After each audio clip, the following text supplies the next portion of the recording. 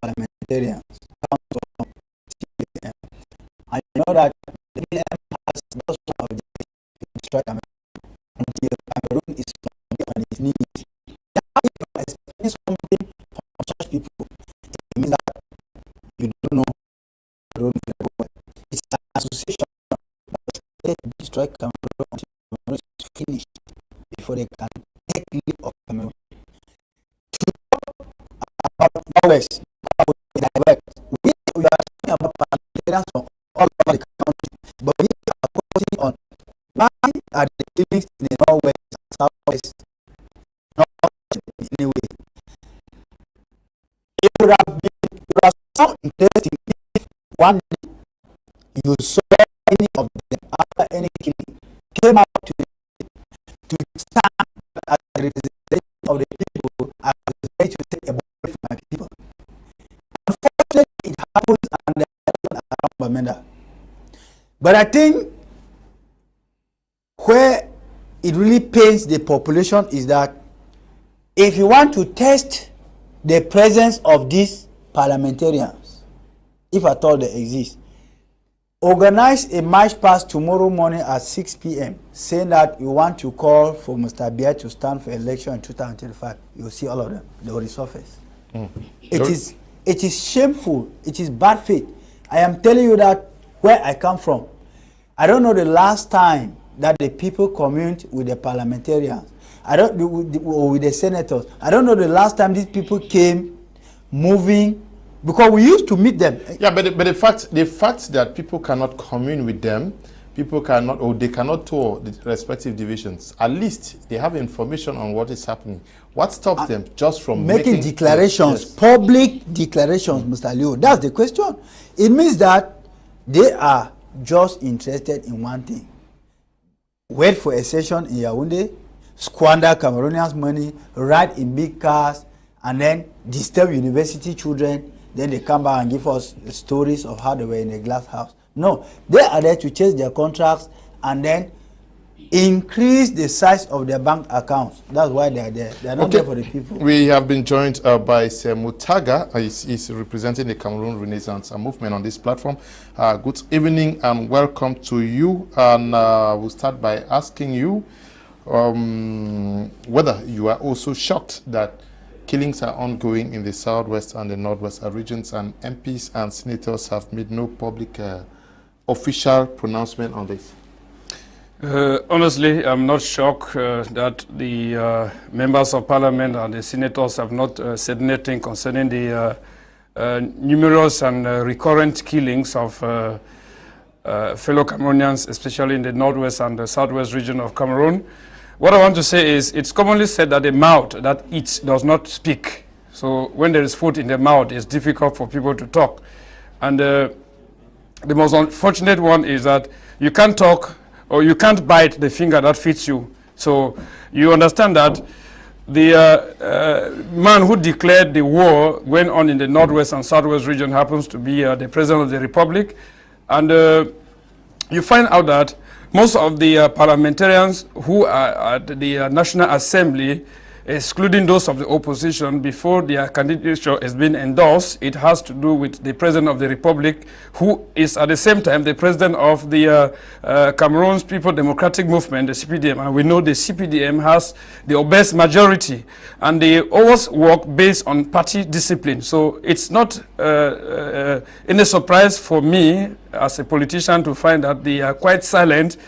But one thing that beats my imagination is that as a human being, there is that empathy which we ought to exercise or portray, especially when we have our brothers, those we share the same blood with them in distress. Because if you look at what happened at the University of Boya, the attacks that happened at the Amphi 600, we expected that some of the parliamentarians, especially those of the southwest region, which is the region of origin, would have at least, maybe we don't say they would have condemned the state, but at least just to condemn what happened there. So it shows that they are failing and that they are not representing the people at the National Assembly. Most of them are there to represent their stomachs.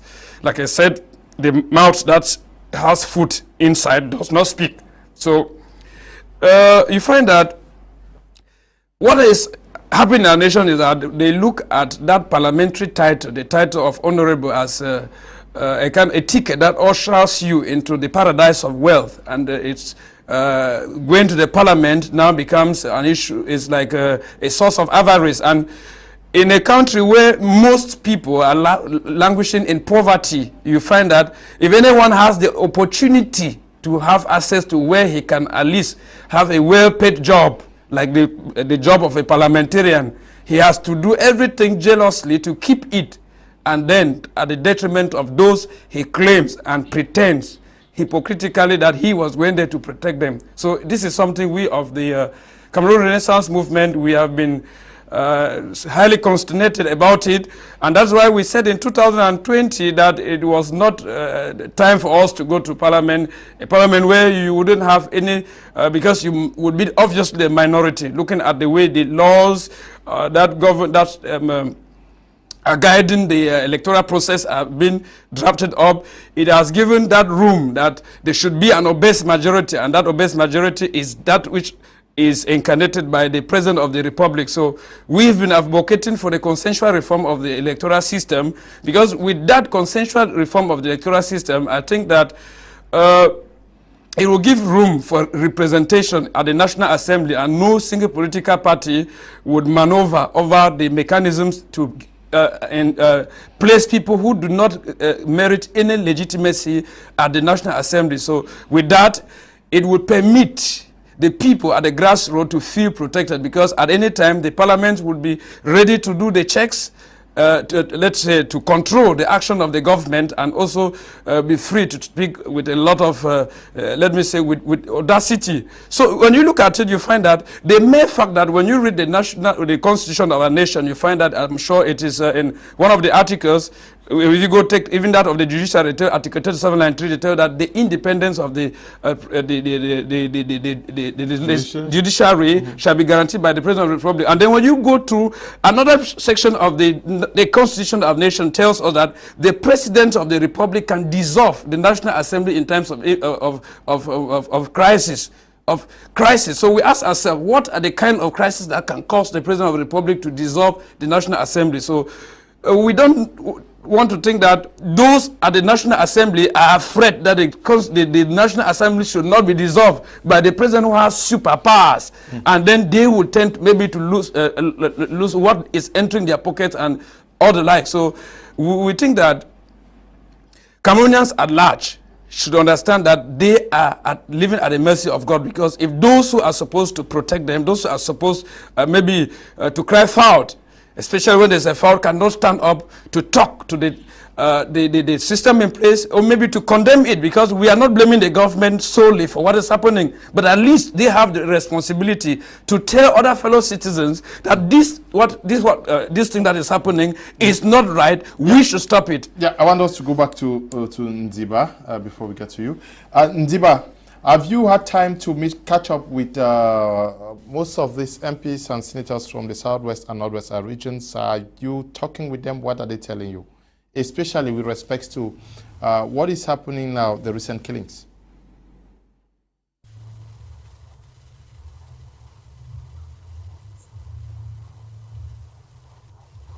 Yeah, Leo, of recent, I've not had an opportunity to talk with them because they claim to be very busy. The last time I talked with them was during their reorganization process. Then they claim to be very busy. But I want to tell you that with the recent killings, they are not very, very comfortable with the situation. They don't have a voice. Some of them that will not mention their name, I'm even advising that, okay, you are going in November for a budgetary session, voice it out that there is a problem going on. Let's resolve this issue once and for all. If it's something that you have to bring people in the table to talk about it and trash it out, it will be very necessary.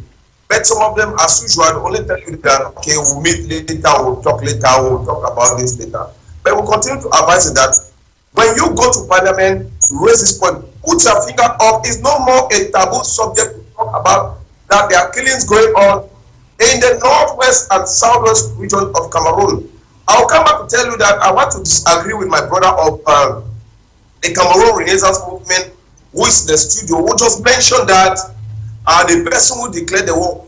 That is a very, very wrong misinformation and propaganda, negative propaganda that they gave to our gullible youths who have decided to stay in the bushes. It's not a very, very refined information to give. Nobody declared a war to the citizen. If the head of state will declare a war to Cameroonians, one, will not have access to the roads to travel. Two, the electricity will not be there. Three, they will cut off the supplies of water. Projects will not be coming, like public investment budgets. They will not be. But I think we'll have to change the dynamics. They should not continue to propagate it that somebody declared a war. Let them go back and watch that. When they came back from Cote d'Ivoire with that video of what he declared. He did not declare a war. I am not a militant of the CPDM. I am not a propagandist. I don't support things that are wrong, but I have to say it the way they are supposed to be. So our parliamentarians, most of them, how do you meet them even? The few you meet them, they are very, very docile, passive to speak. Most of them are hiding in Yaoundé. They spend their time in hotels. Some of them are rented apartments. They only go to their various constituencies when they have CPDM celebrations. The Prime Minister is going. A top government official wants to visit. That's when you see them rushing through armored cars and go to their various constituencies. They don't stay there. They don't stay in their different constituencies. Mark me. When you go to there, ask any person from there and challenge me. No parliamentarian in Dian, where is my paternal place, is there. All of them, they are based in Yaoundé. Some of them stay in Limbe. You go to the Northwest, Boyo Division, ask where they are. Ask some of them. Those who are fortunate to even sneak and get into town are those who are in Bamenda Central. Most of them are only in Yaoundé. The only parliamentarian that I know in the Northwest that normally shuttle to his place is Honorable Ngala Gerard, who is going through the way it goes and get to Okambe. So it's high time they are not over with the parliamentary issue. It's not late for them to raise a finger and table it as a bill. I'll raise a finger that this thing is too old. Cannot be burying people every day. Kids are dying. The military guys are dying. Innocent population, people are being killed every day. And they fold their arms. They say they are adopting budget. Year in, year out, they are adopting budget. And they are ready to take their, they call it, I don't know, it's 8 million or 8.5 million, 8 million for their micro grants. Ask those parliamentarians what they did with the micro grants they gave them for 2020, 2021. Just ask the parliamentarians. Nobody will render an account what they did because they have never visited their constituency. Just a few of them, like you went and did something, a few of them went. But ask the others if they have ever visited their communities. They haven't. You cannot tell us that you organized a meeting with IDPs in Douala, you gave 3 buckets and bought 5 bags of rice. That will not sustain the population. Go back to your community. They should feel there are people in the villages. What are you telling those guys who are holding guns in the villages? They don't even know them. Some of them, they know the kind of way they were elected or selected to go to parliament. I don't even call some of them that they were elected, they were selected. Because we know that they took advantage of the crisis and they have gone to the south. So they are mute because they know the consequences of raising this issue of the armed conflict. We are not at the level of war. We have stepped from the crisis, the socio-political crisis, to armed conflict. And soon we may be getting to a serious war. Then you see the government bringing out heavy weapons. So it's high time our parliamentarians should raise it before they end the session, not waiting that we should get to mass sessions. No, a budgetary session should also carry what will save the fate of the state from extinction. That's my take on it. Okay. Good evening, Maître Vincent and Raisa Tuntang. Good evening to you, Fondant Richard, and to you, Robert Nyam. Good evening to you, Kenzo. Janice, all watching on social media. Should we expect that MPs and senators are going to make a statement, especially with the killings, the killing in Boya recently, the 2 children, and many more? Military people are falling. If we should expect their reaction, it means we are not in Cameroon. If you see you have a child in your house, the child is still small, the moment the child starts stealing meat in the pot and you don't react, and at the age of 17, the child will definitely start robbing people. So is the case of Cameroon. If in 2016, MPs could not talk when it comes to poor roads in the northwest and the southwest region, if in 2015 we had poor sanitary situation in the northwest and the southwest region, if in 2012, 2013 we had difficulties of having access to farm to market road, MPs could not speak, if in early 2015 we had a crisis in Ndiwm when some young men were arrested, when the military issue occurred in Ndiwm, MPs could not speak. Even if till when we are celebrating the Legnos disaster that claims lives and people are still living in poor situation in the Legnos area and they have not been resettled, MPs could not speak. You come now to the level of the ongoing Anglophone crisis and you expect MP to speak. Therefore, you are committing an error of monumental proportion, as Apostle Ambi will say. That is to tell you that our MPs have, there are two things as far as this conflict is concerned.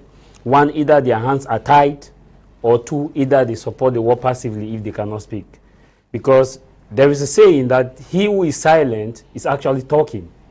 And if you are silent when killings are going on, you are talking that one, you are either in support of it, or two, you are against it. Now, we were expecting the MPs, like we have few of these MPs who have been very vocal, and senators. Senator Kemende has been very vocal. Senator Mbelamukichas have been very vocal. We have, I think there are about 7 MPs who have been very vocal from the beginning. And if you see, these are MPs before the crisis have been very vocal. So that gives you a track record that if MPs before the crisis have been very vocal, before Senator Mbelamukichas could become senator, when he was mayor of Buea, he was very vocal. And vocal not in terms of criticizing, he was very objective to see that things must be done the way they ought to be done.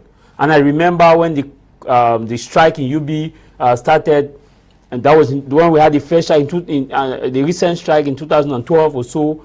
He came to Buea, to the University of Buea, and calmed down the situation. And he addressed the situation. And now, when he now went to the glass house, you see that he could speak. Because it's a track record. And what we expect, as Ndiwm said, if you see that delegates were kidnapped in Ndiwm, and Ndiwm has members of parliament, and Ndiwm members of parliament and senators cannot talk, then there's a problem. Either you are representing the people, or either you have been put there to serve as a legitimate target to represent the people indirectly. What we expect from the members of parliament and MP is not to come and tell us that Mr. Abia is bad or not, or to come and tell us that this, that. What we expect from them is to tell us how we can solve this situation so that the budget that are being debated in parliament are well executed.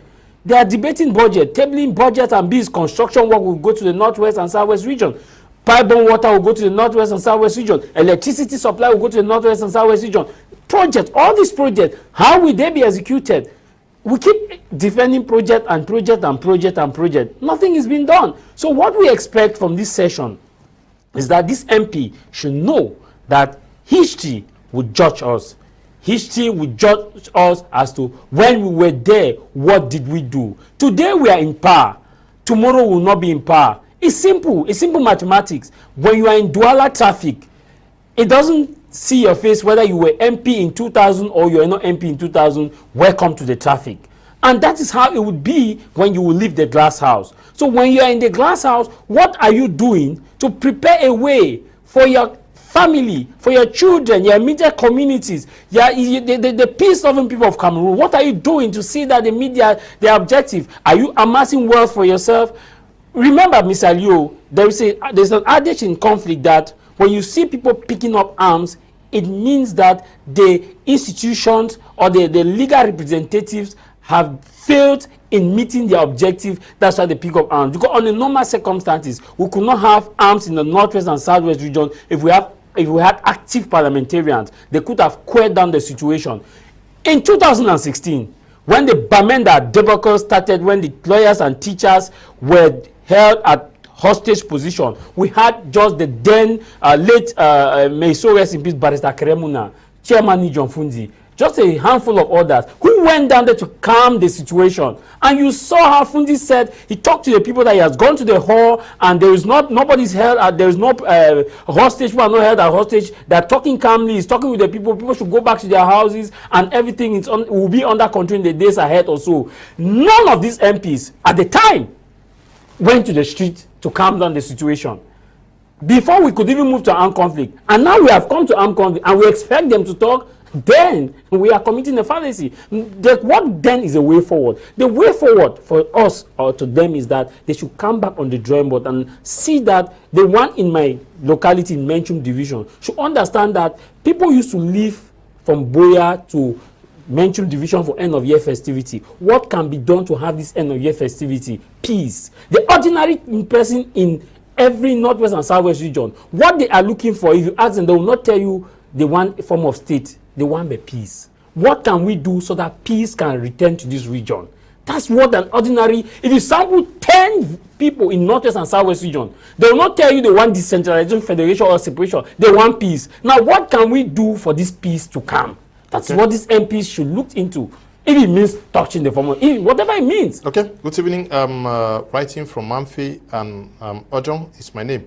The parliamentarians and senators will stay mute because they are not the people's choice. Two, they are representing the regime, not the people they are representing. Almost all the parliamentarians and senators are not aware of the plight of the people, so they don't actually know their needs.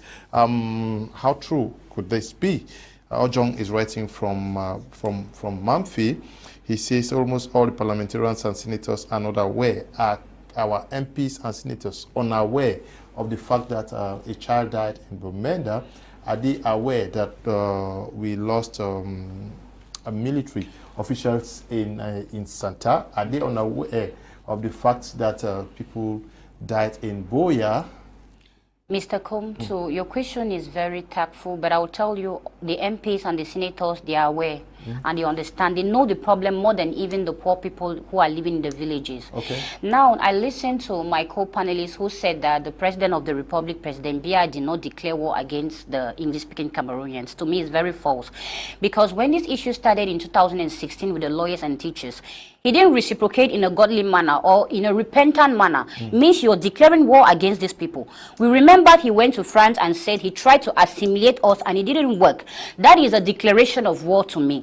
Because right from the beginning in 2016, if you didn't declare war, you will not keep nurturing something that is war. If you don't declare war, you don't want war, you will do everything possible for you to stop the war. Now, going back to the MPs, the way they behave and the lukewarm manner in which they look at this issue, I will still go back to the fact that they do not understand their job descriptions. Because, you know, when we talk about an MP or a senator, we mean someone who controls governmental activities. Controlling a government means you control everything they do. And the manner in which the government is treating the Anglophone problem should be their point of concern, not for them trying to, like, you know, escape from it, because it is a subject of taboo. Now, Mr. Kum, when we talk about the senators and the way they are being represented and they are saying they are not aware, most of them are aware of the problem.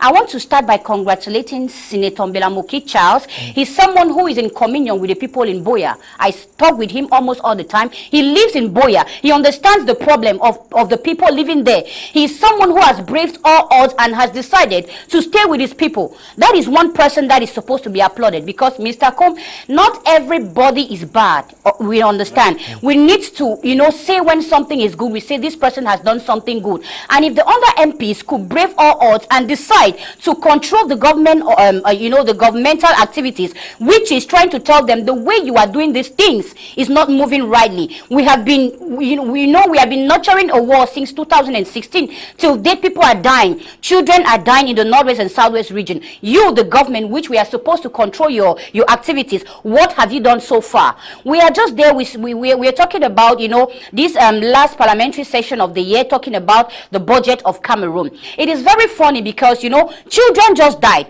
and they just launched a new parliamentary session, and I didn't see any remorse from all of these people. I didn't see them, you know, even giving a moment of silence for the deceased who died. I didn't see them, you know, the president of, you know, the lower house of parliament, which is Kavayege Jibril. He didn't say anything, no opening speech telling the people how we are feeling. These are the people that are supposed to bring our plight at the upper level. But till now, they are doing nothing. They have decided, you know, Mr. Kum, I will keep saying this. These people, you know, at the Senate, some are being elected and some are being selected. You know, some are being nominated by the president. We need to understand these things. And the work for the president. But at one point, if you work for the president and the president, who is the person who is in charge of Cameroon and who is in charge of the peace, the lives of everybody, is not doing something rightly, can't you brave her out just because of that name they call you honorable? You cannot give out that name for the life of your children. As Jarvis rightly said, he said history will accuse them. They're going to pay with their minds. It's going to haunt them, Mr. Kum. It is very pathetic to see that we had a football match yesterday. We saw MPs there. They were very happy. But these children died, no one came out vocal and said anything. But they can applaud things that can deviate our minds from the real problems we are having. Do you think that the lives of those children are lesser than the match that was being played yesterday? You bring trophies to a country where there is no peace. Trophies to a country where there is no understanding. Trophies to a country where people cannot live in peace. You're talking about budgeting. You're talking about a state budget in a country where people cannot live in peace. Where would that money go to? Are you saying that they should not budget for next year? Mr. Kum, it is not a necessity for now, for me. Okay? Yeah, the most important thing. How do you run a country without the budget? Mr. Kum, money is not the problem. Cameroon has money, okay? Making a national budget is not a priority.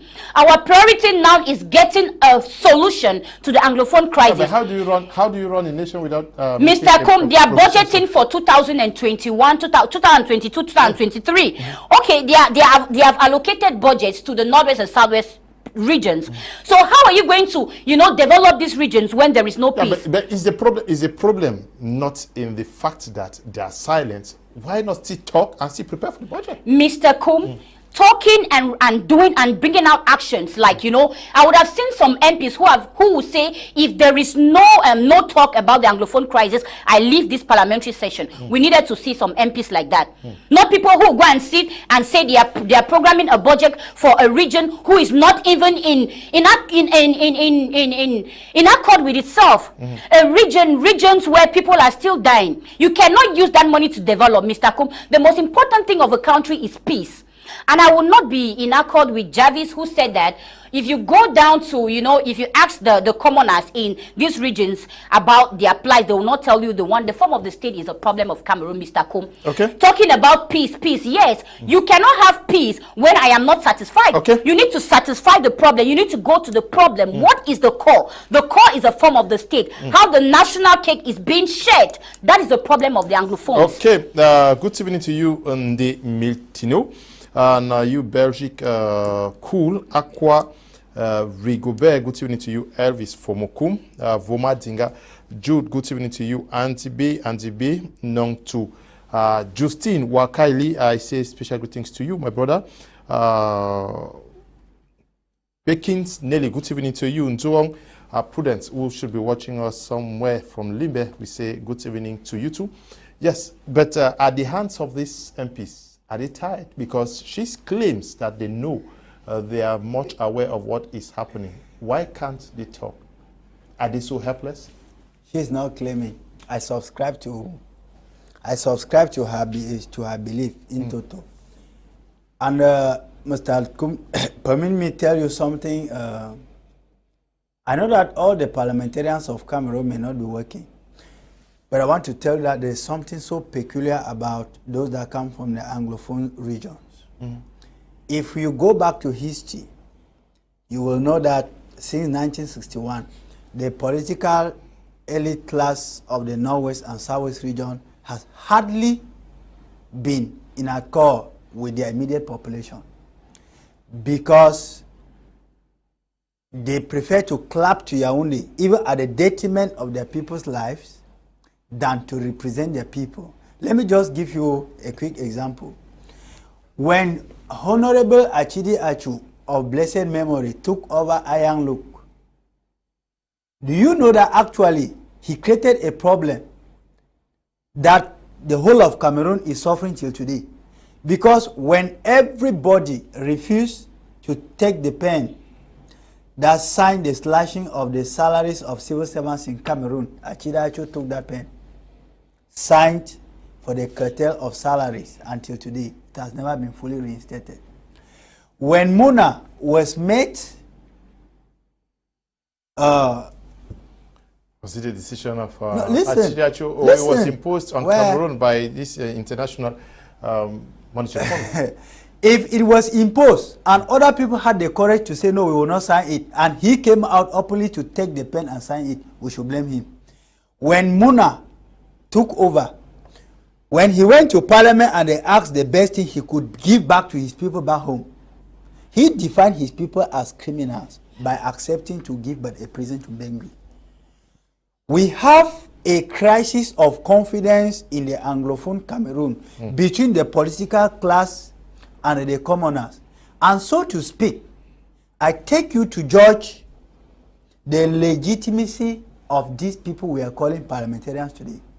Like Ndiwm said a while ago, I want to tell you in all honesty that no elections took place in Fundo, but we have a parliamentarian in Fundo. No elections took place in Bello, but we have a parliamentarian in Bello. I know of a woman whom at this time she was in Douala, and she's a councillor today. Her name just flagged over a WhatsApp group and felt in Yaoundé, and today she is a councillor. Who voted her? Where did they stand to vote her? I can tell you how voting took place in Bambili.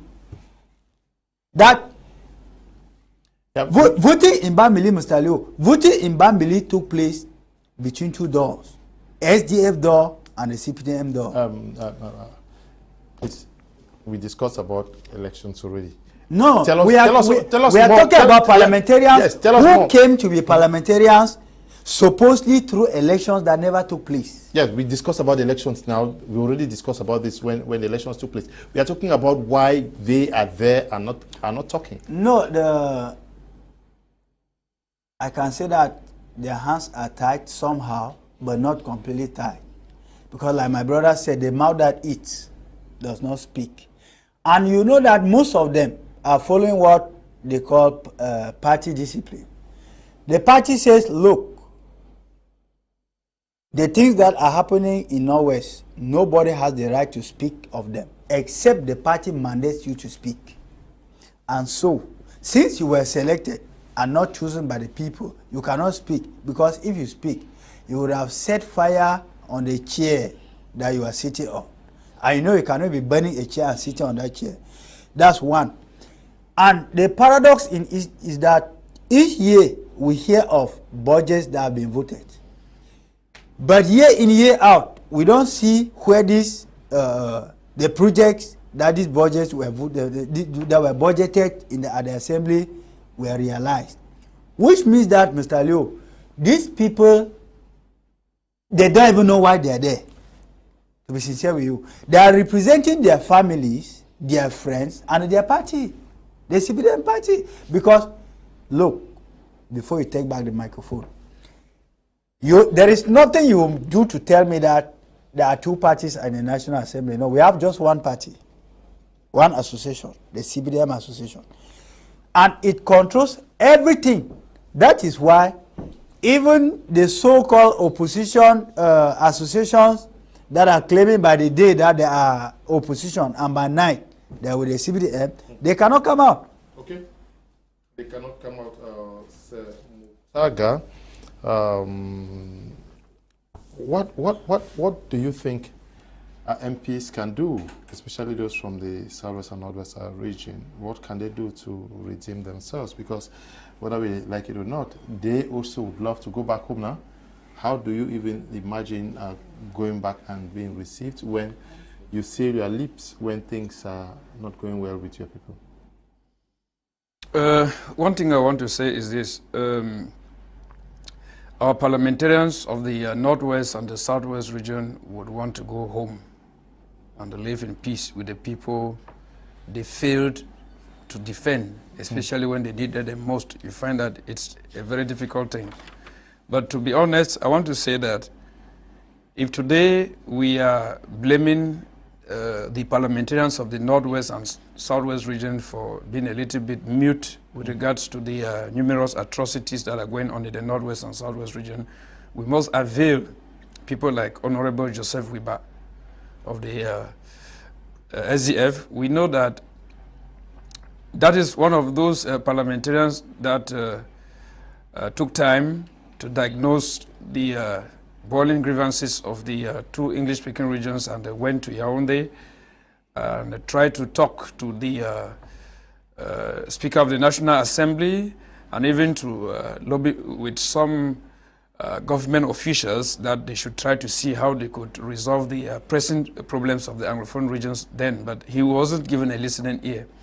If you look at the insurgents of the different attacks in the Northwest and Southwest region, the resurgence, of different attacks, and they're so rampant and violent, you find that it came barely 48 hours after the Speaker of the National Assembly, Kavaya Jibri, asked the internally displaced people to chiefs, and internally displaced people to go back to their regions of origin, meaning that he, as the Speaker of the National Assembly, claims that there isn't anything going on in the Northwest and Southwest region. You find if the one that incarnates the legislative body, who is the President or Speaker of the National Assembly, could make such claims at the National Assembly, you find that it is telling the other members of Parliament that I don't want to hear any of you say anything with regards with what is happening in the Northwest and the Southwest region. So it's cynical. I don't think that at this particular juncture, where we all have been hearing and are very conversant with the numerous killings that are happening in the Northwest region, either the military are killed, the police officers are killed, or maybe the separatists are caught up, killed by the regular soldiers, children caught up within the bullet. Because if you look at what happened at Boya, the killing of the little Carol, it was not addressed in the National Assembly. We didn't even hear the Speaker of the National Assembly ask his fellow parliamentarian to observe just a minute of silence in honor of that little girl that was on the way going to school. So you find that if the head if you remove a fish, like it's always said, it's a common parlance, if you remove a fish from the river and you drop on land for it to get rotten, it starts from the head. You find that it is a whole gang up. It's a whole gang up by the speakers of the National Assembly and his fellow parliamentarians, not to say anything with regards to what is happening in the Northwest and Southwest region. Yeah, but are they not concerned of wanting to go back there? Even the Speaker of the National Assembly or the Senate President may want to one day visit Bermuda or Boya. Don't they think that they should do Mr. Kum, don't forget that we are living in a country where you hear people have about 500 coats they buy, keep in the house. You ask yourself, what are they going to be using those coats for? The day you take their you get into their shoes, you may buy 800. Yeah. And honestly speaking, I am one of those persons. Even at my present stature, you find that I believe that the highest asset in life is putting a smile on somebody's face. That's the highest legacy you can leave. So I can't believe or think of living happily and others live in agony. Like I was saying, the only thing the parliamentarians of the Northwest and Southwest region can do at this particular juncture, I think that it is for them to begin to petition the bodies that matter in resolving the Anglophone crisis.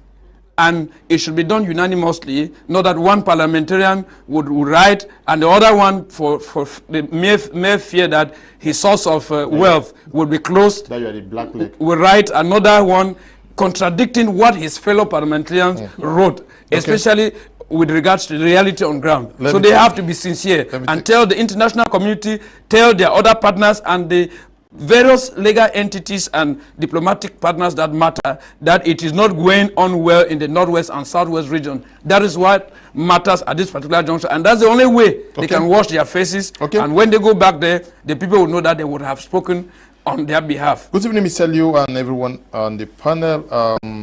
Castro from Chang, just to ask a question, which is, why is it that you don't always invite these MP senators in your platform for in this kind of debate? I invite them every day. Every day I call and invite them. They will not come, please. Don't blame me. Good evening, Mr. Kum and Liu and others on the social media. This is Kum Gilbert from Yaoundé. When the crisis was still at the primary stage, MP senators did not set anything. We are not surprised because many of them are confused and are scared of their lives. They are happy because their pockets are filled now, but I will say that no one ever makes profits out of war. We're going to take a short break. We're coming right back to continue.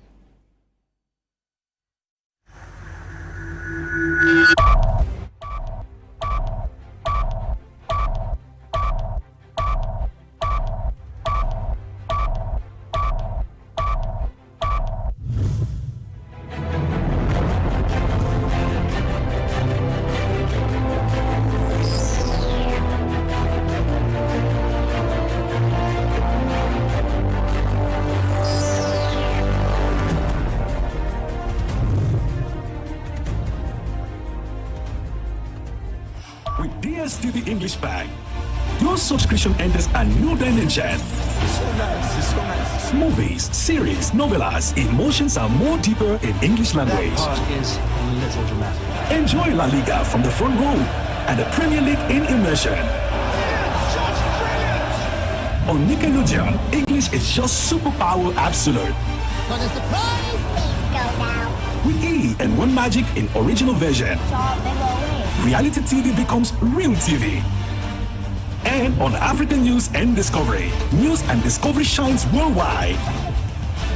Post new programs with a DSTV English Pack option of Color Plus and its 15 premium channels. Accessible as from 5,000 friends. Take advantage now.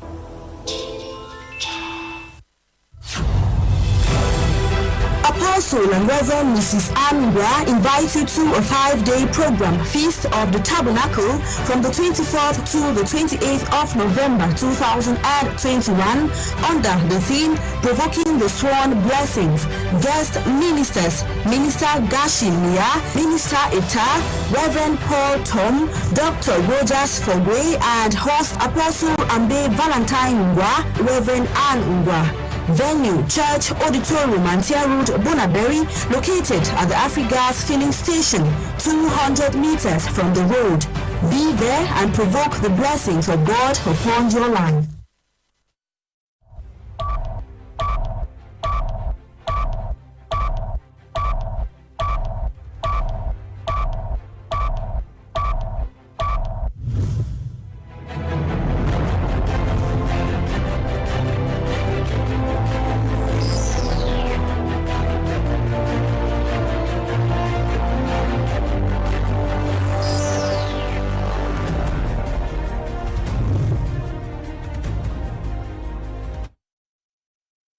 Welcome back. You're watching Prime on My Media Prime. We are going to continue our discussions on Jarvis.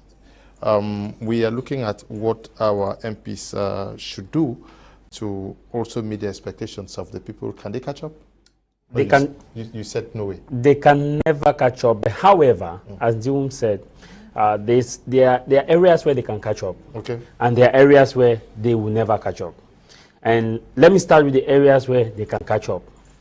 They can catch up by bringing the money for the micro grants, spreading it out to the people, executing the micro grants project in areas that are possible. I repeat, in areas that are possible. For example, those in Boya constituency can catch up. Those in Munya can catch up. Those in Kumba can catch up. Those in Bamenda Center can catch up. Now, again, they can catch up too by going to the United States Senate and bring back the petition they signed alongside with Honorable Joshua Osi and say, dear Cameroonians, we are sorry for not talking about the problem in our parliament. Now we want to talk about it in the parliament. Then it will pacify people that yes, surely they can catch up in that area. They can catch up again by going now to the areas where injustice are perpetrated in the northwest and southwest region, like the arrest of the pregnant woman who has given birth and others, and asked why these things are happening in their constituency. They can catch up. They can catch up in areas where schools are not effective and schools are going down. They can catch up in these areas by galvanizing forces and see how they can supply didactic material, encourage the teachers, and give an award to teachers who have not left these areas and say, dear teachers, despite all the hurdles within the 2016-2021, you have been there from now to the end. Please, we understand that you live with threats, with kidnapping and the rest. Take this small token of us and move on with your activity. They can catch up. Areas where they cannot catch up now is simple. They cannot catch up when it comes to party politics. The party politics have been so deep, in fact, so deep-rooted in such a way that they cannot distinguish between the party line and government lines. Because you cannot distinguish between party line and government line, it makes it difficult for you to stand and take a position as to the Anglophone crisis. Just few can differentiate that. If you saw Senator Belamoki stood at the restroom speaking about the crisis, he was talking as an elected MP of that constituency, not as a member of the CPDM party. In that restroom, you are not there as UPC, SDF, whatever. You are there as an elected MP of Cameroon, cradle of our fathers, land of promise, land of glory, and deep endowment forevermore. You are talking at that level. And you are not talking again as someone who was selected or appointed to represent the people on Ngokitunda, Boyo, Bello, Kumfudu, and the rest. You are talking as someone who looked at the road to Menchum division in Womb and saw how people are struggling with cops and saw how people are struggling being days and days and days just to reach a village they call home. You are representing those people. That's it. Now, when you come to another area where I still believe that they can never catch up, Mr. Kum, when it comes to the aspect where they feel like those who elected or appointed them who take back their jobs and call them black leg, they cannot catch up. There is something that we probably should not forget. There is what we call in the parliamentary sessions the caucus. The caucus and also the censor. People are censored at the level of their committee. And when you are censored, you are either taken away from a committee. And when you are taken away from a committee, you will not have grants, you will not have projects. So they are afraid that they should not be censored within their parliamentary caucus, such that you cannot be taken away from a committee and so that you will not have your benefit. So because of that benefit now, they are afraid to be censored. But one news I have for them is that it will go down to the annals of history by a certain historian yet to be born or born, that you stood, you saw, you witnessed, and you stayed quiet when men and women were dying in the northwest and the southwest region. Okay. Amy, writing from Jotin, says, Mr. Leo, good evening to you and the panel on board. I think only few of them have tried to talk like Wiba, Senator Mbila and Senator Kemende. The rest of them are there for their stomach and family. We don't have any parliamentarians in this country. Sumbele Kelvin, writing from Kong Samba, says, good evening, Mr. Leo. Quite interesting program as usual. You always make my evening joyful. Let's just consider that we don't have senators and MPs in our nation. They are there for themselves. A former parliamentarian in Kupe Manenguba told me he went for a second mandate to complete his house. Okay, good evening to you. No. Let's get to Nziba. Nziba, you described what was happening in Dian Division, quite pathetic, if I may say so, and meme to some extent. What do you expect the MPs from these divisions to do?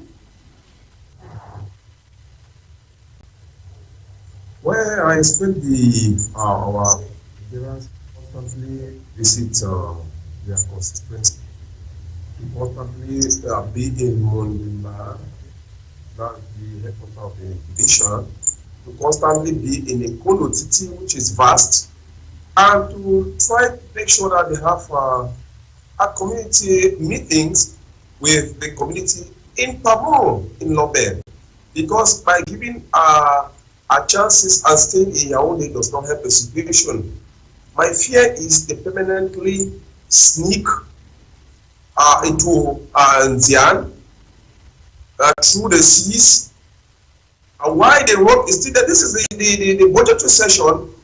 No parliamentarian in Nene and Ndiwm has raised his or her finger to say that the road leading Kumba to Mundimba is a rough road. It's a death trap. The people are really suffering. But do you know that when the Prime Minister is going to the south, that's why you see the parliamentarian running up and down, saying that they are going for the Prime Minister's homecoming or whatsoever, thinking they are helping the Prime Minister. The parliamentarians in Meme and Ndiwm or in the southwest are not helping the parliamentarians in any way to see that they bring peace in the southwest. One, they are permanently absent in their constituencies.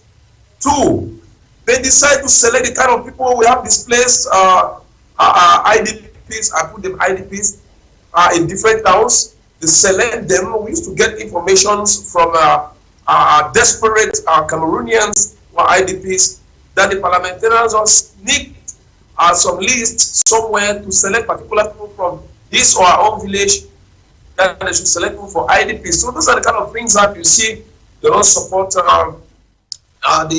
IDPs. I want to tell you that the parliamentarians, some of them don't, they are very, very unpopular in their community. They cannot talk, they will be booed, they will be jeered by their people. So they can't go back to their community. That is why you see them, they are permanently in Yaoundé. I'll get to the fact of the issue that Akwen, my own sister, who she's very vocal, I like her political stance. But then I want to remind her that in politics, it does not hold like that. You don't put a country down that there is an issue. You say that the country will not go ahead. There is a conflict. There is a war.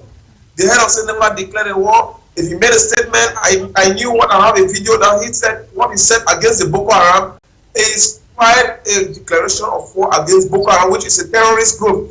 But these are people in the northwest and southwest regions who are talking about their legitimate claim, what they deserve, what they need. And he came, so while some soldiers were being killed, he made his own statement. I don't want to get into that. But I want to tell you that a budget must be adopted for a country to continue. Leo just made a statement that, so should they not adopt a budget because there is a war? There's a crisis here all of us are accepting. But they must adopt a budget to continue. You will not say that, oh, they should keep Southwest and Northwest their own budget. Since the other 8 regions they don't have wars, they should continue. No, it doesn't work like that. Boya is safe. Tiko is safe. Should we say that we should keep Tiko like that? Development should not go on in Tiko. Imbe is safe. Idina is safe. Should we say that those areas should not have development? The budget should not be adopted because Nyege is not safe? Those are the kind of things. So our politicians should sit up and not the kind of thing they make. But the parliamentarians who are there, Leo, I want to tell you that it's not too late for them to raise their finger, hit their hands on the table and say that people are dying in the northwest and southwest region. They have to resolve this issue. They have to talk about this. And SDO will pick his pen, suspend the salaries of teachers, and he's happily doing it. The parliamentarian sits in his comfortable room and is drinking the wine, not saying that, no, you're not supposed to do this because they are not safe. We all know how they are killing teachers. We all know how they are kidnapping teachers. An administrator will pick his pen, sign that he has suspended the salaries of 35 teachers. What is the security guarantee that you have given a parliamentarian does not mean you go and defend them.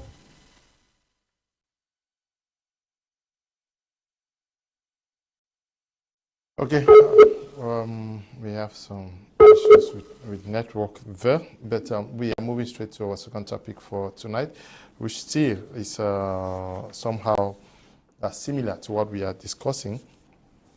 Personalities, renowned personalities in Cameroon, when this crisis actually started, we hear many persons talk about it.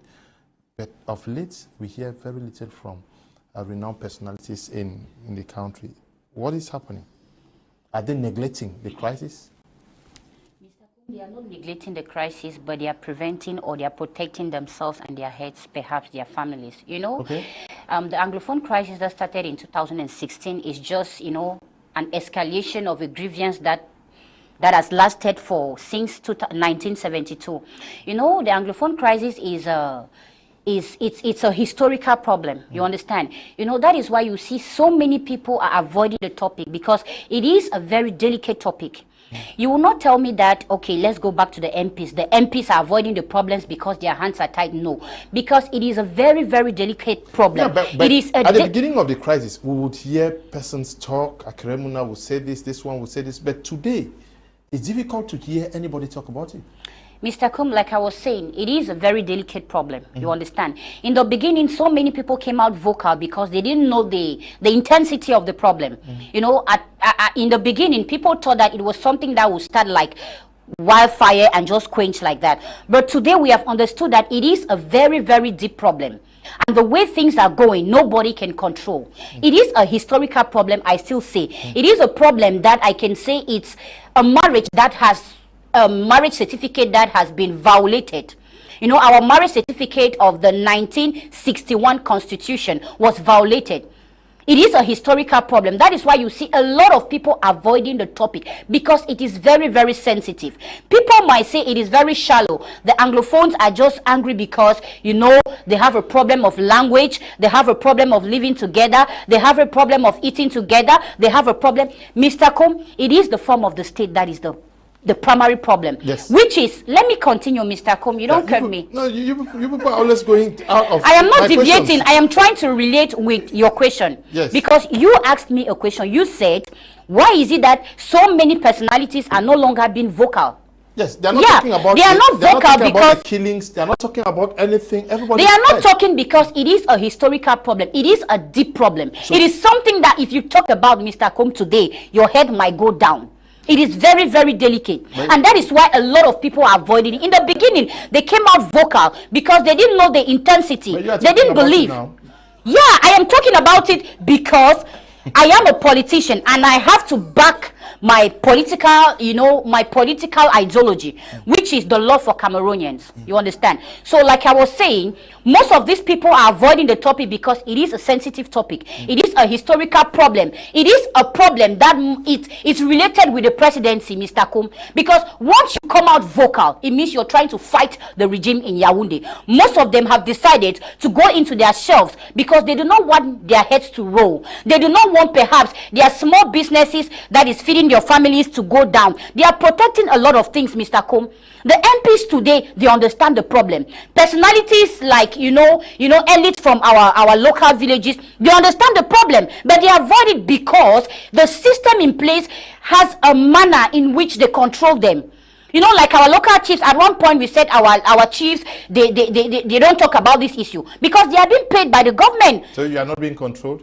They can, Mr. Kum, the system in place has a way of handling this situation, has a way of making people not go in vocal. Akwen, you say they want to protect their business. They are protecting their interests. Yes, they are protecting their interests. Yes. You see, the government is controlling them. Yes. And that, the system, not the government. And that it's an issue that has to do with the presidency, so they are afraid.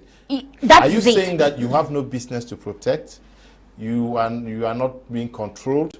Why are you different? Why are you talking about it? I am different because I am a Cameroonian who loves the population. I am a sacrificial lamb, if I can say so. Yes. You are the Esther of this generation. Yes, but Ndiwm, let's look at this. Are persons also growing tired? Have they spoken so much that they are getting exhausted? Salio, in a county that is serious, we should have been asking, are institutions tired and not people? We should be asking, are the institutions of Cameroon tired or have all exhausted all the energy it takes to solve the Anglophone crisis and to stop the war, when on the contrary to what Ndiwm is trying to tell us that it's not a war?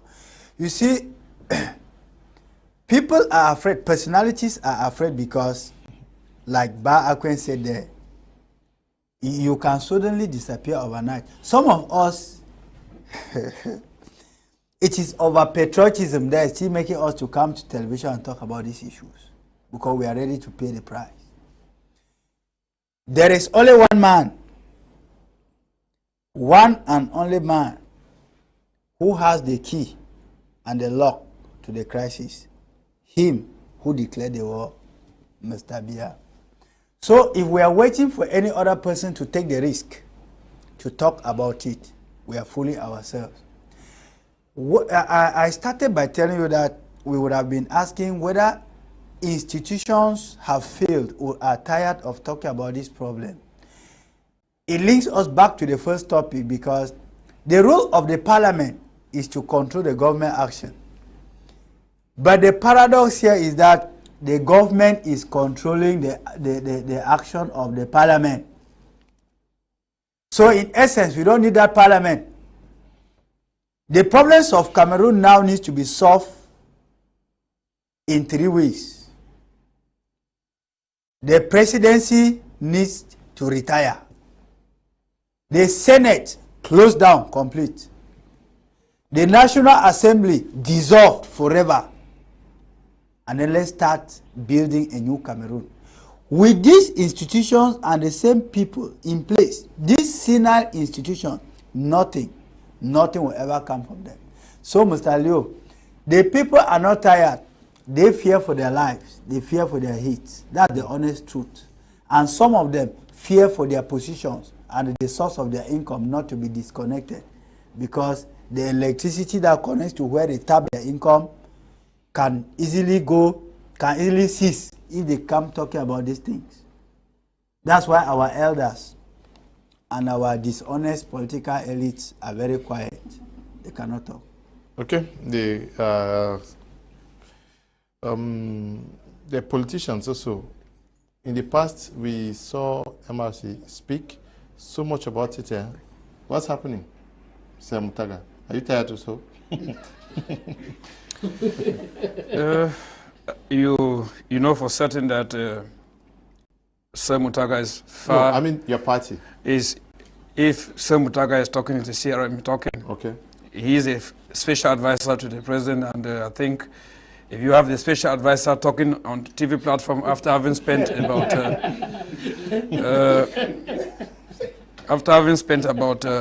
23 months at the dreaded Congolese enter prison, where if you look at my head, you find there's a scar still here that was broken by the gun, by the barrel of the gun, and we are still talking. You find that, like some of them said, few of us, and especially the CRM that still has about 124 militants in the prison, have not relented. Though there are other political parties that are playing a game. And I want to say that the mere fact that you might see that the CRM is silent at this particular juncture is because we are in a strategy. We have to see exactly what we have to do. It's time we need to leave from mere talking to action. And the CRM is a party of action. You know that for certain. You don't doubt. If they have not been acting, you would not have many of us arrested and taken to prison. But one thing that beats my imagination is the mere fact that you look at a man like Ndiwm. We cited him. Can you imagine that Ndiwm was kidnapped one time in Bamenda by the separatists? And that's somebody that has been talking.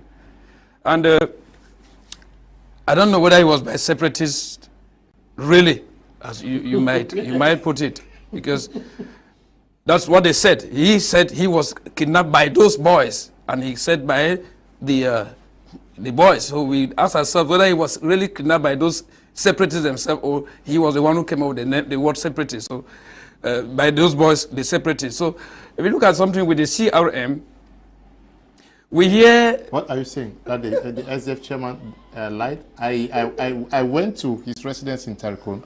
I spoke with the junior brother who was taken. He described how he ran from No, I'm not saying that the chairman lied. The question is, who were those who kidnapped him? The separatists or they were bandits. That's the point. That's the point. What I want to say is that the CRM as a whole, you hear sometimes the regime in place has diabolized the CRM by always saying the CRM is an ally to the separatist fighters, simply because when this war started, being a visionary party, the CRM integrated it in its agenda that they must do everything possible to fight, to see that the situation, the war, or the grievances be handled maturely, not with emotions, as you find the regime in place wanted or is handling it with emotions. So, if you hear most often, they will tell that the CRM is working with the guys in the diaspora to buy arms and other like. You find the regime in place has, let me say, categorically refused to buy the expertise of all those who matter in seeking solution to the Anglophone crisis. And I will come back to what Akwen just said here and Ndiwm, that everybody at this particular juncture is sitting quiet to see exactly what he or she has to do. But we are talking of, if we are talking of the parliamentarians, it's because as parliamentarians they have certain immunity, though we didn't see the immunity respected when it was the time of Honorable Joseph Wiba. So prominent politicians are talking. Of recent, you find that the killings in the northwest and southwest region, the killing of the little girl, Caroline, His Excellency Professor Maurice Kamto, President-elect, wrote condemning it and saying the war is going on as a result of the arrogance, it's as a result of the adamancy. It is as a result of the fact that an infinitesimal minority of misguided subventionists have decided to close their ears to the suffering of the ordinary citizens because they are in position of manipulating the wealth of the nation. Semutaga, do you agree that the verve, the punch with which the MRC spoke about this in the past has reduced? And I'm questioning about the MRC. I don't know why you brought in the chairman into what concerns your party. Honestly speaking, I don't want to be biased because this is not a topic we'll be talking based on party lines. Okay. I hailed him because I used to see him talk as well as the CRM used to talk. No, but you ridiculed him by questioning who took him.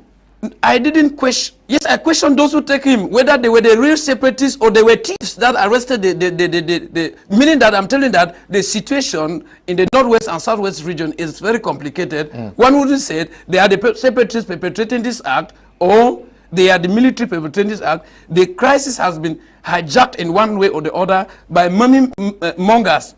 You remember when you read the book of Jeff Archer, not a penny less, not a penny more. They will tell that making $1 million francs genuinely is more difficult than making $1 million francs illegally. So many persons have taken the war in the northwest region as a source of avarice, as a means of for them to amass wealth. Like I still said, the CRM is not silent, because if you follow the CRM communication on all the TV platforms, you find that we are still hitting hard that we cannot close our mouth no matter the intimidation, because Cameroon is a state where the regime in place controls nearly everything, and the military, the soldiers and the gendarmes, the police and all the like, they are not acting with maybe their own consciences, because we are talking of the nation. The war in the northwest and southwest region is not a war against any other nation. It's a war within the nation, that they themselves would not just go ahead executing orders that on the pretext that they are safeguarding or protecting the sovereignty of the nation, because we know it is a political problem, and a political problem cannot be solved using the gun. They are aware of it, meaning that the casualties on the military side, the casualties from the gendarmes and the police, they are like those who know that this thing is not supposed to be done like this, but they decided to submit themselves to somebody that would tell them with demagogy that you should fight for the sovereignty of the nation. When they know, when the Southern Cameroonians were to join the Republic of Cameroon, let me say so, it was not done because there was any war and that through guns. The two of them came to a table of dialogue. It was a gentleman agreement. And if it happens today that you find certain factions stand up and there is grievancy and they are saying that we want to secede, it's not also by the gun that we have to handle it. It's going to be through negotiations, it's going to be through dialogue, and it is going to be even through sensitization. When that sensitization has to do with the ordinary citizens knowing why the Northwest and Southwest regions stands to be stronger if they still remain with the other parts of the nation. Because that is exactly what has to be done. Yeah, and Ndiwm, can we understand the reason why prominent Anglophones, as we have them today, would only react when something happens? For example, if a child dies, they come out like the international community to condemn, and then after that they go back to sleep. Yeah, that's just what they want to really project themselves. They take opportunity of an incident to make themselves more popular. They are very, very unpopular. For example, they don't contribute in any way to see that they have to protect lives. They have to play a role to bring down peace in their communities. So don't be surprised that when an incident happens, they say, wow, this is an opportunity for us to raise our voice. What have they been doing to see that they have to they have to keep the people safe? They have to advise the people. They have to play a role to see that peace reigns. So when an incident happened, like the incident of Boya, many of them were making statements just to tell the world that they too can speak, which does not matter to a common man who have already known how a politician only come at a time where we have problems. So most of them, you have rightly put it, when they speak, they go back to their hideouts in Yaoundé. Some of them, they even pretend to write certain communiques or press releases or make statements that they are condemning certain acts as if they were in their constituencies or they were in their area.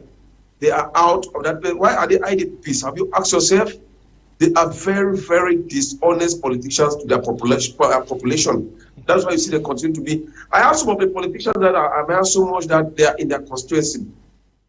For example, it's not an advertisement, it's what I know because I move freely, I go to where I want to go. I don't have any problem. I'm not a politician. I've not taken side in the crisis, but I say my mind where I see the things as it happens. If you go to Kumba, the city mayor is on seat. On Ghost Sunday, he moves around with the people. How do you expect that something will happen? He makes a statement, the people will not believe on him. Put the city mayor, it's not an advertisement on him. I am not his communication consultant, but I am saying something that I know. Go to Bamenda is the same situation with the city mayor. The man moves the way he believes. On Ghost Sunday, go to Kumba. The mayor of Kumba on Ghost Sunday, he moves to the various quarters, go to Maih to areas to see that people carry on community work. You go to Boya, it's a situation. Go to Limbe, it's a situation. Go to Tico. The mayor of Tico, the other day I was passing going to Boya. I saw him on Ghost Sunday with his workers and the population talking. You see, that is somebody who is behind his own people. But not those who are hiding, they say they are elites. Some were expecting appointments and they were not giving. They are frustrated. They keep on calling these boys, oh, we know you are fighting for us. Just keep on the faith. Ask yourself, Leo, that why is the crisis dragging and dragging and dragging despite measures that the government is doing? Our elites continue to water down all the efforts that the government is doing to make sure the crisis is being resolved. I have opportunity to discuss with some of them in one way or the other. If you see their reactions, they are like frustrated. Oh, it's like it has been overtuned. There have not been appointed ministers. There have not been appointed directors. That is why you see they are playing a hidden game behind the scene on this crisis. So don't be surprised that most of them, they only come up, oh, when someone has killed. Like today, if I'm going to Kumba and I'm killed in Balangi, they'll just come up, oh, we condemn the killing of Ndiwm because it's our son did this. Where were they? To say that don't kill Ndiwm when Ndiwm is traveling. So those are the kind of things they do. So I will not be surprised that when you answer the question. But you should know that our politicians are playing double standards, especially in the northwest and southwest. Go closer to them and you discover them. That's what I can tell you for now. Double standard. What do you mean by double standard? Are they green and red legs at the same time? Yes, some of them cunningly are talking to these boys. They have not realized that some of these boys, they were quarter boys. We knew them. They were bad riders. They had our numbers before going into the bushes. That is what they have to put in their brains.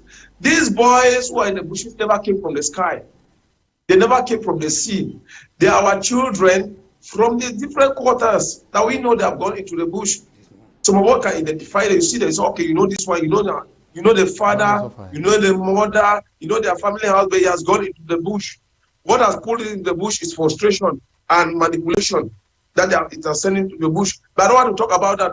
But know that when you have an account of one of them who have left the bush, is either in the camp, GDR center, or you meet him in Douala on Yaoundé or somewhere. He will give you a startling revelation that some of these politicians were calling them. Oh, you know, we are going to have 2020 elections. I don't want this man to win. So you try to say you can do. Those boys, they talk to us, they don't record it. Grandfriend will beg, don't record it. That's what they tell us. So they give us a lot of story when you meet them.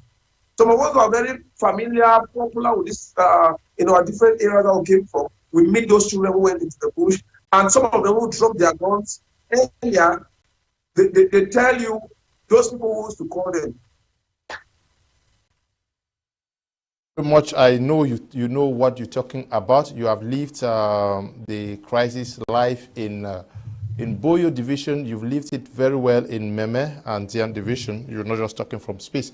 But I want us to understand, make an analysis of how prominent personalities in Cameroon, actually how they reacted to this when this crisis started and what obtains today.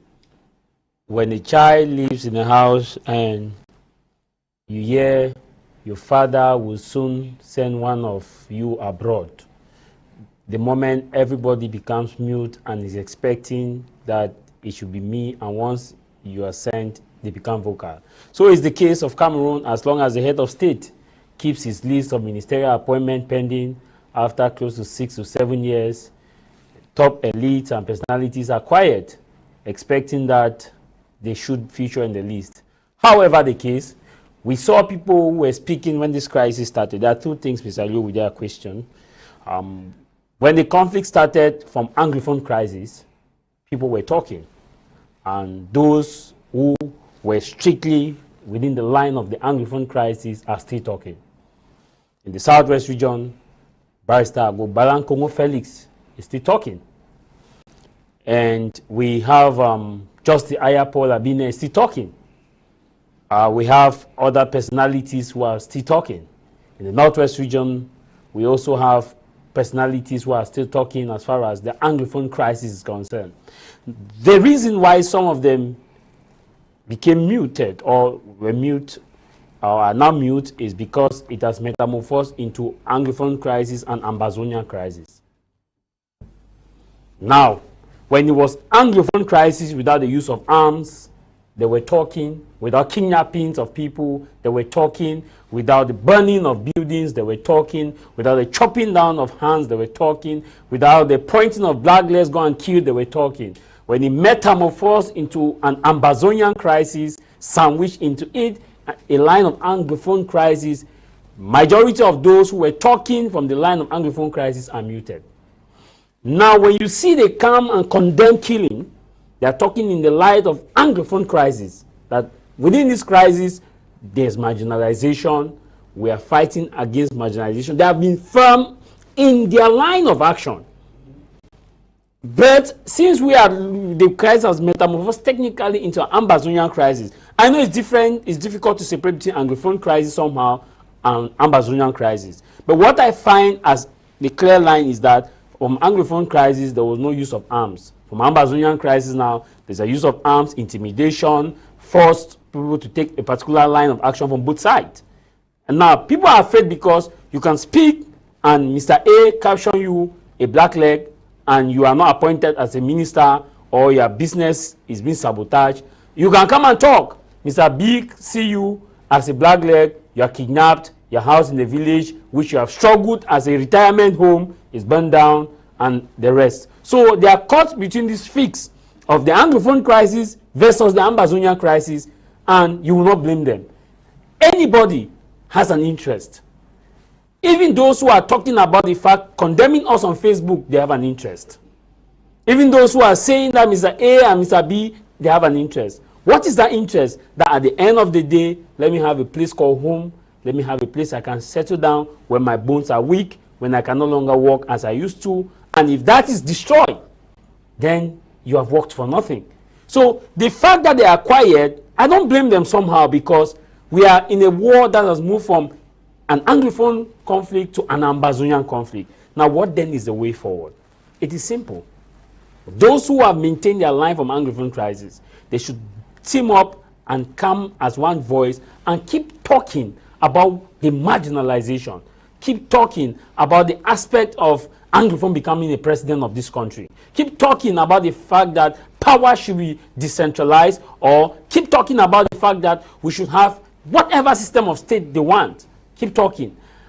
Those who have decided to support whatever they think they have, they should understand that injustice for one person becomes injustice for all. Today, it was Caroline that was killed. The other day in Bamenda, a 7-year-old was killed. Tato Brandy was killed. And the other day, it was Moja who lost someone close to. So you see, ties are turning, and we don't know who next. So at the end of the day, Mr. Kum, why you see there are prominent personalities like Akeremuna. Akeremuna used to speak vocally. And Ben Muna of blessed memory used to talk. Barrister Tumfo used to talk. And they are still talking in the line of the Anglophone crisis. And even Dr. George Ewane, they are still talking. So when you see why they are quiet, I know these are facts that some panelists here may not agree, and those who are watching us on Facebook may not agree, that we are now facing two wars. We are facing the Anglophone crisis and the Ambazonian war for independence. And that is difficult. No, let me learn. That is difficult to separate, but also that is why many of them are silent. Coming back to what I said just a while ago, I said that John Frundi used to speak on behalf of the crisis, or maybe used to advocate for the Anglophone crisis. After his kidnapping in Bamenda, you find that he went silent, because that was not what some of them and most people were bargaining for. Yes. It was not for the kidnapping of people, torturing of people, maiming of people, and all the like. I remember your national president actually was bashed when he said that I stand for one Cameroon, and when he refused to receive some persons in Canada, there was a backlash at him. No, could that have also contributed in toning down? Mr. Kum, the president of the Cameroon Renaissance movement, did not refuse to receive people in Canada because they were either of the Ambazonian and all the like. It was as a result of the fact that some CPDM militants disguised themselves in Ambazonian they call it FLAC, came there to disrupt the meeting. They wanted to use it as a way to pen the CRM, that the CRM is an ally to the separatist movement. So we were quite informed, like we are always being informed. But those people were interviewed now. They spoke out. They were interviewed. They were Anglophones. Obviously, they were not the same people who came. Those who were interviewed were not the same people who came to meet the... We are laughing. That's the gospel truth. But you are using the oldest form of witchcraft. No, you are using the oldest form of witchcraft to attack. We saw people from that camp. No, let him please. Yes. You see, this is obvious, and you find that once you are dealing with a criminal that you master so much, don't forget, Professor Maurice Kamto had once been a member of the government. He resigned simply because he didn't want to be part or one day be confused with the system in place. He knows the system. I'm telling you that those guys who came there were CPDM militants that were disguised and given Ambazonian jerseys to wear and come there. If they were the genuine people that we know, the president would have at least talked with them to really find out how he can go. And then, moreover, the president had been in prison with Ayuk Tabe and the rest. They spent almost the same prison year together. So it was not any taboo talking with them over there to discuss the same issues they were discussing in prison on how to resolve the crisis. So never should he be mentioned anywhere that he refused to dialogue with fellow Cameroonians there. He was just only afraid that those who came would disrupt the meeting there, and they were not coming with good faith, act in good faith. So that's the gospel truth. So it should not be said anywhere that he refused. That's the gospel truth. Yes. Sen Mutaga spoke, so it is an amendment to that. Okay, yes, but can we also understand that many persons are afraid because you could be tagged? We see the backlash, especially when you say anything against separatists. We saw the attack that was unleashed on Madam Edith Kawala. You see the attacks that is also unleashed on Ndiwm Frunzi. They call all of them sellouts.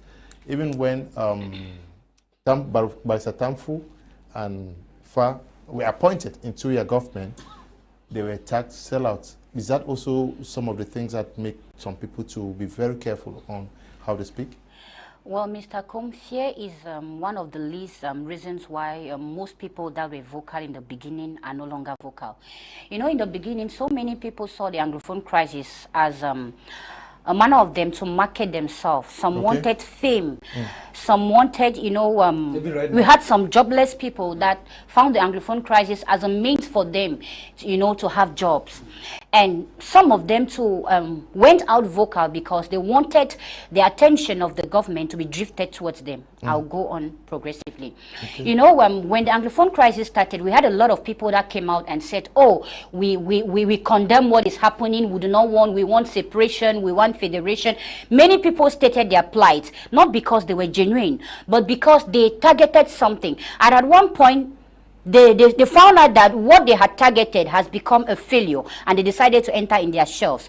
And secondly, most people came out vocal and are no longer vocal today because the government at one point calls those that are too vocal and say, come to the table, let us talk. What do you want? They go on a negotiation table and they are being silenced through perhaps a nomination, a job, or we have seen so many cases. So many people have gained a lot of jobs using the Anglophone problems, and some have gained ministerial jobs using the Anglophone problems. So you will not tell me that most people that were vocal in the beginning are no longer vocal because of fear. No, it is because some have achieved their aims and others have not achieved their aims, so they are looking for other means to, you know, to console themselves. So I think that's one of the reasons why most people are no longer vocal.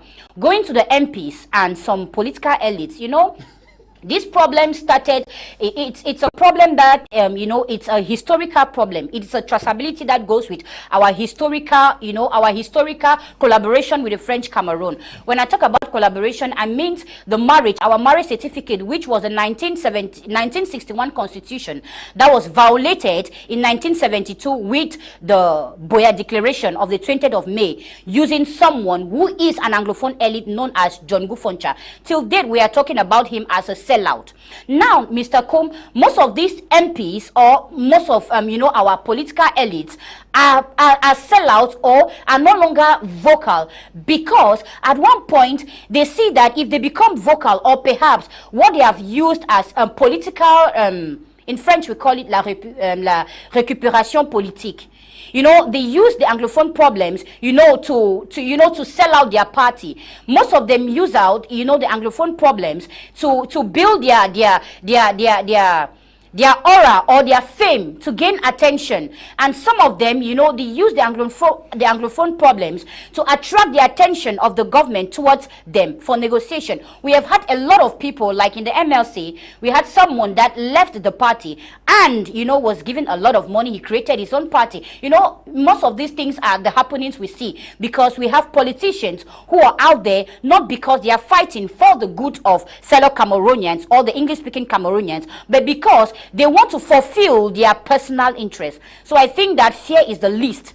Because if fear was really something we should talk about, we saw Celestin Jammeh when he went on the streets and he took bullets. Okay, that was not fear. You cannot, you know, a genuine Cameroonian, Mr. Kum, cannot be suppressed with guns and all these things. Because if guns was really working, most of these guys would have dropped the arms, or the Anglophone crisis would have ended. It's already the 5th year today, and guns are still littering about. It means that fear is not a reason that some people will come out vocally. What's the third point? I didn't get you. Is there another point? I am going progressively, Mr. Kum. Like I said, time. Okay, like I said, we cannot, you know, substitute fear that perhaps they are afraid of their lives or they are afraid of anything. If you are a genuine Cameroonian and you're fighting, or you came out vocally when the problem started because you wanted a solution or because you loved these English-speaking Cameroonians, and today you are no longer talking, it means you were not genuine. It's not because you were being suppressed or you were being repressed by gun or anything. I, as a person, I am still vocal to today. Since 2016, I've been vocal, and we have Sir Mutaga, who has gone to jail. Until today, he's still vocal. It is not fear or anything, but genuine people like us are still in Cameroon. But those that have stopped talking are those that went in for their personal interest to build their personal, you know, fame, and perhaps being called by the government for negotiation, and which they have got, and they have entered back their shelves and said, okay, I have found my own, and let me protect it with all I can, with any possible means I can protect. Ndiwm, Emmanuel, some persons not also silent because what they anticipated, though she's looking at maybe ministerial appointment, and maybe some persons have waited and they think that what they thought was going to be theirs in the next 2-3 years is not happen, and they're having a rethink of strategy. No, you are just giving me the answer you expect that I should give it back to you. Okay. You see, like she said, some people that we know or that we knew from the beginning of this crisis, some of them even said there was no Anglophone crisis and were made ministers.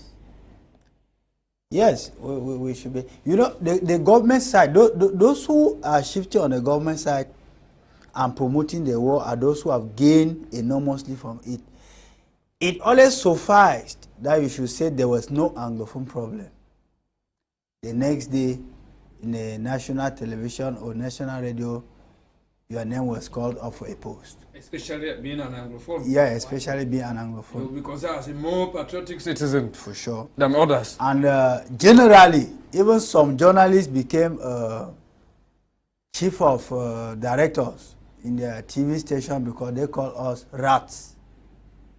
Then you discover that either some were coming out to condemn for some gains, or some were coming out to pour more fire and be compensated for that. Those who got their compensation and they are quietly enjoying it somewhere now, they cannot speak. Those whom the government's fortunate finger did not point at them, they are groaning. When we say groaning in literature, it's a sound in pain. When they are sleeping in the night now, they are groaning. They are crying deep. Because one, they had tarnished their image very dirty to the population of which they thought they were going to use to gain a position. And today, they cannot reconcile with the population and themselves. So, in brief, people came and gained, and those who could not gain cannot come out again to condemn, because they condemned yesterday and they did not see what they gained. But all we want is that if there is any way to stop this war, Mr. Liu, peace has no price. And I've said it time and again, and I will repeat tonight. Where we are now in Cameroon needs only people of good faith to stop the war. We don't need people from a particular political party, because political parties have dipped us into shit. So we don't need any political party to preach whatsoever. We need people of good will, it will be equal to the solution of the problem that Cameroon are going through now. So it's not politics that will come and solve it. Okay. It's not politics that is going to come and solve it. Ndiwm Williams. Ndiwm, I'll ask you this last question. What should be the moves of prominent Anglophones and Cameroonians across all 10 regions as to push for an end to the crisis?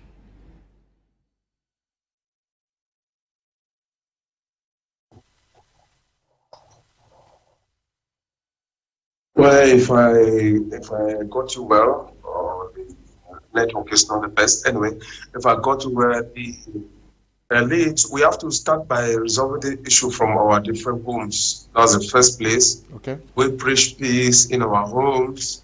We preach peace in our community. We explain things to them. We tell the parliamentarians to hold the state, to take the state a task. You should tell them what they want. Tell them that there's a burning issue. Explain what the government is doing. Because if you look at what is happening, they are not telling the people the truth.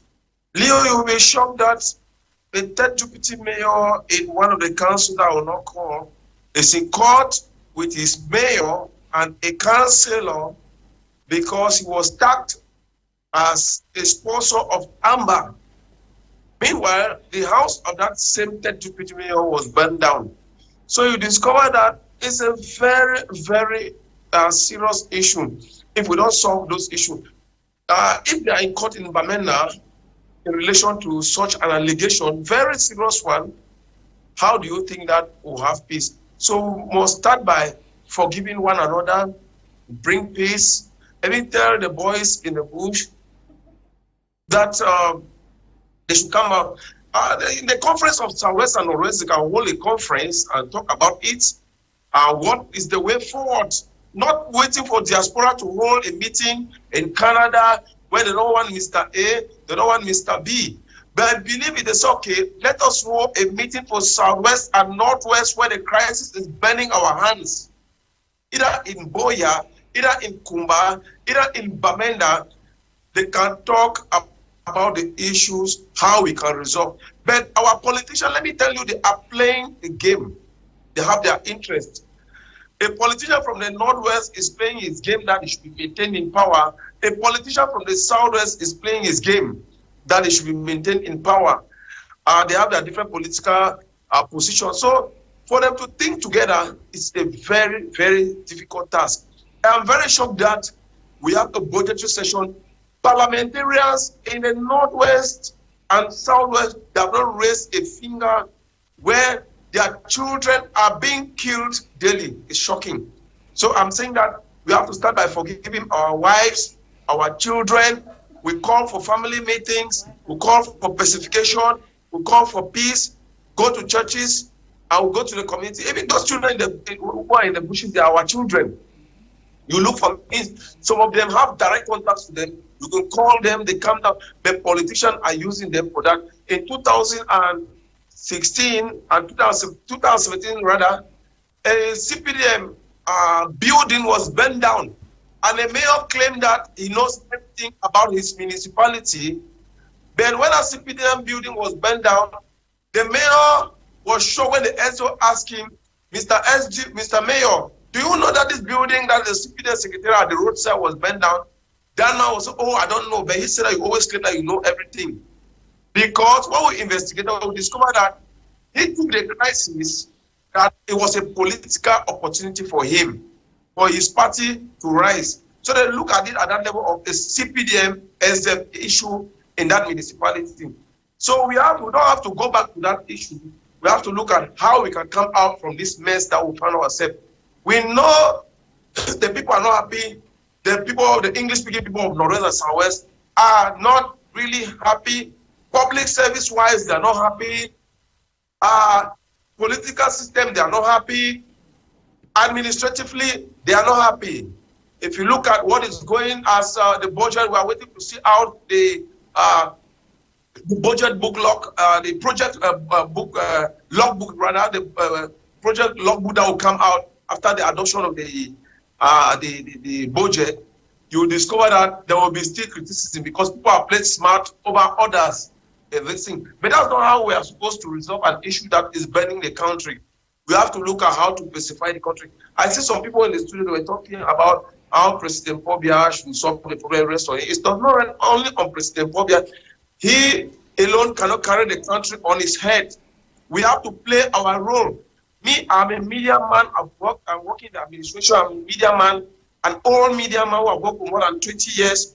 I have a role to play to tell the community to preach peace, not to carry out hate speech, hate language, divide people, send accusing fingers to these people that they are the one who have killed this man. Anglophone general conference of people preach it, but I look at it at my own level that we have to start from our homes. Politicians should not take advantage. This is a very, very serious issue. Okay. They take advantage because of their egoistic tendencies. Ndiba, we are out of time. People supporting the boys, fighting this man. So politicians should sit up and stop calling them to fighting their opponents. Ndiba, we are out of time. Thank you very much. Thank you. I would just want to thank you for participating because we have come to the end of today's edition of the program. Thank you.